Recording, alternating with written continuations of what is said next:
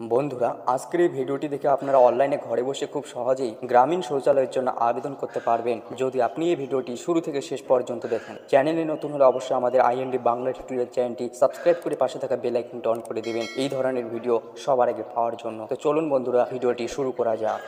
গ্রামীণ শৌচালয়ে আবেদন করার জন্য আপনারা আপনাদের মোবাইল থেকে যে কোনো একটি ব্রাউজার ওপেন করবেন। আপনাদের সুবিধার্থে আমি গুগল ক্রোম ব্রাউজারটিকে ওপেন করছি। গুগল ক্রোম ব্রাউজারটি ওপেন করার পর আপনি এখানে সার্চ করবেন স্বচ্ছ ভারত মিশন.gov.in লিখে। স্বচ্ছ ভারত মিশন লিখে সার্চ করার পর আপনি স্বচ্ছ ভারত মিশনের অফিসিয়াল ওয়েবসাইটে চলে আসবেন। আপনাদের সুবিধার্থে এই ওয়েবসাইটের লিঙ্ক আমি আমার এই ভিডিওর ডেসক্রিপশন বক্সে এবং কমেন্ট বক্সে দিয়ে রাখবো। আপনি চাইলে সেই লিঙ্কে ক্লিক করলে ডাইরেক্ট এই ওয়েবসাইটে চলে আসতে পারবেন। গ্রামীণ শৌচালয়ে আবেদন করার জন্য আপনারা একটু নিচের দিকে স্ক্রল ডাউন করবেন। এরপর এখানে আপনারা একটি অপশন দেখতে পাবেন অ্যাপ্লিকেশন ফর্ম ফর আইএসএসএল ড্যাশবোর্ড। তো আপনি এই অপশনে ক্লিক করবেন। এরপর আপনার সামনে আরেকটি নতুন পেজ ওপেন হবে। তো যেহেতু আপনারা এই ওয়েবসাইটে প্রথমবার ভিজিট করছেন, সেক্ষেত্রে আপনাকে এখানে প্রথমে রেজিস্ট্রেশন করতে হবে। রেজিস্ট্রেশন করার জন্য আপনি এখানে একদম উপরে দেখতে পাবেন সিটিজেন রেজিস্ট্রেশন বলে একটি অপশন। এই সিটিজেন রেজিস্ট্রেশন অপশনে আপনি ক্লিক করবেন। এরপর এখানে আপনি আপনার বর্তমান মোবাইল নাম্বারটিকে এন্টার করবেন। তারপর আপনি গেট ওটিপি অপশনে ক্লিক করবেন। তারপর আপনার সেই মোবাইল নম্বরে একটা ওটিপি আসবে, সেই ওটিপিটি আপনারা এখানে এন্টার করবেন।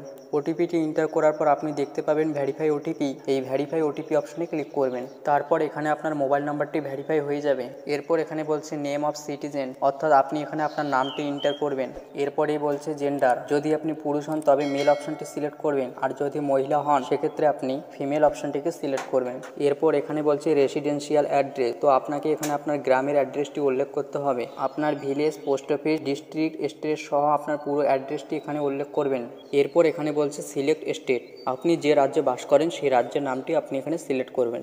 এরপর আপনি এখানে একটি ক্যাপচা কোড দেখতে পাবেন। এই সেম ক্যাপচা কোডটি আপনি ইন্টার সিকিউরিটি কোডের জায়গায় এন্টার করবেন। তারপর আপনি সাবমিট অপশনে ক্লিক করবেন। এরপর আপনি দেখতে পাবেন ইউ হ্যাভ রেজিস্টার্ড সাকসেসফুলি। তো রেজিস্ট্রেশন হয়ে যাওয়ার পর আপনি এখানে ওকে অপশনে ক্লিক করবেন। রেজিস্ট্রেশন হওয়ার পর আপনি লগ ইন অপশনে ক্লিক করবেন। লগ ইন অপশনে ক্লিক করার পর আপনি যে মোবাইল নাম্বারটি দিয়ে রেজিস্ট্রেশন করলেন সেই মোবাইল নাম্বারটি আপনি এখানে এন্টার করবেন। এরপর আপনি গেট ওটিপি অপশনে ক্লিক করবেন। তারপর আপনার সেই মোবাইল নাম্বারে একটি ওটিপি আসবে, সেই ওটিপিটি আপনারা এখানে এন্টার করবেন। এরপর আপনি এখানে একটি ক্যাপচা কোড দেখতে পাবেন। এই সেম ক্যাপচা কোডটি আপনি ইন্টার সিকিউরিটি কোডের জায়গায় এন্টার করবেন। তারপর আপনি সাইন ইন অপশনে ক্লিক করবেন। এরপর আপনি একদম উপরে দেখতে পাবেন ট্রিপল ডট, এই ট্রিপল ডট আইকনে ক্লিক করবেন। তারপর আপনি নিউ অ্যাপ্লিকেশন অপশনে ক্লিক করবেন। এরপর গ্রামীণ শৌচালয় অ্যাপ্লাই করার জন্য কি কি যোগ্যতা থাকা আবশ্যক সেগুলো এখানে মেনশন করা রয়েছে। তো আপনি চাইলে এগুলো পড়তে পারেন, তা না হলে এটিকে ক্লোজ করে দেবেন। এরপর একদম প্রথমে রয়েছে স্টেট নেম, তো এখানে ওয়েস্ট বেঙ্গল সিলেক্ট করাই থাকবে। তারপর আপনি আপনার ডিস্ট্রিক্ট অর্থাৎ আপনার জেলার নামটি এখানে সিলেক্ট করবেন। এরপরে রয়েছে ব্লক, আপনার ব্লকের নামটি সিলেক্ট করবেন। এরপরে রয়েছে সিলেক্ট গ্রাম পঞ্চায়েত, এখানে আপনার গ্রাম পঞ্চায়েতটি সিলেক্ট করবেন। তারপরে রয়েছে সিলেক্ট ভিলেজ, তো আপনার গ্রামের নামটি আপনি এখানে সিলেক্ট করবেন। তারপরে রয়েছে সিলেক্ট হ্যাবিটেশন, অর্থাৎ আপনার পাড়ার নামটি সিলেক্ট করবেন। এরপর এখানে বলছে name of the applicant as per Aadhaar card, আপনার আধার কার্ডে যে নামটি রয়েছে সেই নামটি আপনি এখানে সঠিকভাবে এন্টার করবেন। এরপর এখানে আপনার 12 সংখ্যার আধার নাম্বারটিকে এন্টার করবেন। তারপর আপনি এখানে যে বক্সটি দেখতে পাচ্ছেন এই বক্সে আপনি টিক করবেন। এরপর আপনি ভেরিফাই আধার নাম্বারে ক্লিক করবেন। এরপর আপনি এখানে কয়েক সেকেন্ড অপেক্ষা করবেন। এরপর এখানে আপনার আধার কার্ডটি ভেরিফাই হয়ে যাবে।